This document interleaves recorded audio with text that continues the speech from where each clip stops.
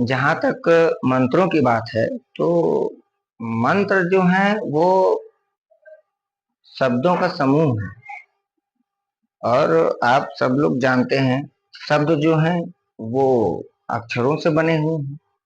और जो ये एक एक वर्ण हैं या जिन्हें हम पढ़े हैं अल्फाबेट कहते हैं, जिन्हें हम पढ़े हैं वर्णमाला के नाम से, जैसे क ख ग घ ये सब हो गए। और अ आ ई ये सारी चीजें हो गई। इसी ये तो हो गया हिंदी का बात। और ABCD हो गया, ये इंग्लिश हो गया। और बाकी तो भाषाएं मुझे बहुत ज्यादा नहीं आती हैं।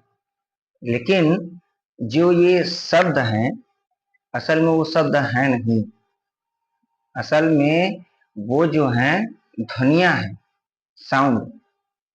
वो ध्वनि ऊर्जा है जो कि हमारे शरीर के अलग अलग अंगों द्वारा उत्पन्न होता है, आंतरिक अंगों द्वारा। अब एक बात थोड़ा गौर कीजिएगा, जैसे हम अपने डोले बनाने के लिए एक्सरसाइज करते हैं, शारीरिक एक्सरसाइज करते हैं जो कि हमें दिखाई पड़ता है। तो उसके लिए आप वजन उठाना या अलग अलग पोस्चर करते हैं शरीर का। उसी तरीके से जो हमारे शरीर के अंदर अंग हैं, उन अंगों की कसरत करवाने के लिए अर्थात उनका एक्सरसाइज करने के लिए मंत्र को बनाया गया। समझे, वो बहुत गहरा विज्ञान है। आप इस बात को कहां तक विश्वास करेंगे ये तो मुझे नहीं पता, बट सच्चाई ये है। आप पता कीजिए, पढ़िए, किताबों को उठाइए, उनको देखिए। वहां पे है कि वो अंगों के एक्सरसाइज के लिए बनाया गया, आंतरिक अंगों के एक्सरसाइज होने से उनमें ग्रोथ या वृद्धि या ऐसी चीजें होती हो ना हो। आज के समय में जैसे कुछ लोगों को लगता है कि मंत्र के जाप करने से हमारा ये नहीं हो सकता, हमारा वो, बहुत बड़ी बात है। पहला तो हम उस संस्कार में रहते नहीं। दूसरा ये चीज, अब हम इस समय में जो आज का समय चल रहा है, इस समय में हम हजारों गलतियां करते हैं, विभिन्न प्रकार की गलती, जैसे आवश्यकता से अधिक मांस का सेवन करना।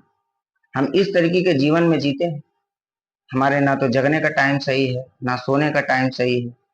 खाना खाने के बाद व्यक्ति को सो जाना चाहिए, आधा घंटा 1 घंटा इधर उधर टहल कर या कुछ भी कर कर सो जाना चाहिए। लेकिन आदमी खाना खाने के 4 घंटे तक जगता रहता है। वजह क्या है? फोन। हम इस तरीके का जीवन यापन कर रहे हैं और उम्मीद ये रख रहे हैं कि अगर हम मंत्र का जाप कर लें एक दिन तो हमको आराम मिल जाए, उसका लाभ हो जाए। यही तो फर्क है कि मंत्रों का जाप करने के लिए पहले जो नियम है उन्हें भी करना है, तब वो मंत्र हमारे पर असर दिखाएंगे, वो जो शब्द है। ठीक।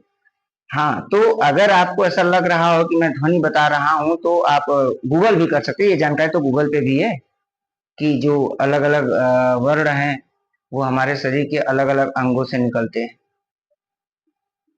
और मंत्र का इस तरीके से अपमान मत कीजिए। बहुत लोगों को मैं देखा हूँ, और कुछ एक जन का वीडियो था इंस्टाग्राम पे मैंने देखा था, जिन्होंने कुछ शराब की बोतलें थी, सिगरेट था वहां पे, तो उसी लय में वो बोल रहे थे उनको, उसको मतलब झाम झूम कर रहे थे।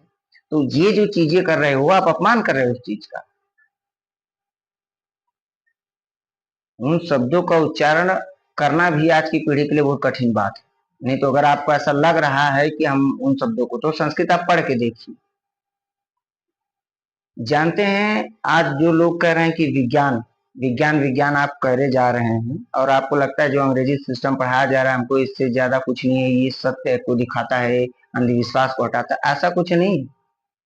मेरे भाई, सच्चाई तो ये है कि उस समय में जो ज्ञान था, जो संस्कृत में लिखा गया यानी कठिन भाषाओं में लिखा गया है, उन चीजों को सामान्य भाषा में बताने के लिए लोगों को ये सारी चीजें की गई हैं जिन्हें आप अंधविश्वास कह रहे हैं। समझ रहे हैं? मंदिर किस लिए बनाया गया? कुछ मालूम है आपको? नहीं। मंदिर के बारे में आपको क्या मालूम? यही ढोंग करने के लिए, पूजा पाठ करने के लिए, भगवान को पूजने के लिए ना। ऐसा नहीं है। मंदिर बनाया गया कि लोग वहां मिलेंगे, एक मत होंगे। भगवान की मूर्ति क्यों वहां पे स्थापित की गई?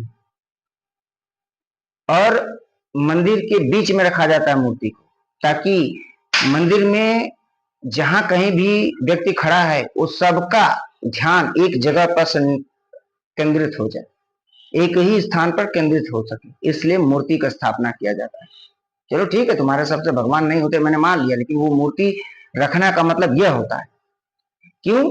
क्योंकि हिंदी में कुछ लोग पढ़े होंगे कि पाथर पूजे हरि मिले, पाथर पूजे हरि मिले, तो मैं पूजू पहाड़, घर की चकिया कोई न पूजे, जेकर पीसी खाए।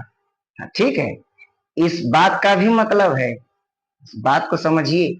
इस बात में भी वो ये नहीं बोल रहे हैं कि आप पत्थर की पूजा मत कीजिए। ध्यान से ध्यान से ध्यान से सुनिएगा, इसको और सोचिएगा समझिएगा। वो ये बात क्या कह रहे हैं कि मंदिर में उसी पत्थर को पूजने जा रहे हो तो घर में जो पत्थर पड़ा हुआ चकिया उसको भी पूजिए, माने पत्थरों को ही पूजना है। जो मंदिर में पूज रहे हो वो भी घर में ही पूजना है। उसको एक स्पेशल आकार दिया गया है, इसको भी एक स्पेशल आकार दिया गया है।